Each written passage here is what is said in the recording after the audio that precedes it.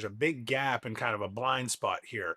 So if you're a ninth grader, you typically have access to a sports medicine staff at a high school, right? So you start having pain in your knee or in your Achilles, and you go to your trainer, and the trainer says, "Oh, hey, let me, diagnose this a little bit. Let's figure this out. Maybe we're going to send you to a sports medicine doctor, an orthopedic doctor to get this looked at."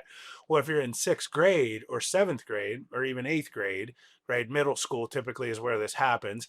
You don't have access to that. So where do most of the parents take the child? To the pediatrician. Right. So the pediatrician typically is is not very well versed in sports medicine. Hmm. So sometimes they get misdiagnosed. Sometimes they don't get referred out. A lot of times they don't get referred out to physical therapy. And sometimes it's just a little bit of ignorance in the true aspect of the word of not knowing how to enter into the medical system. And it's one of the big challenges that we have.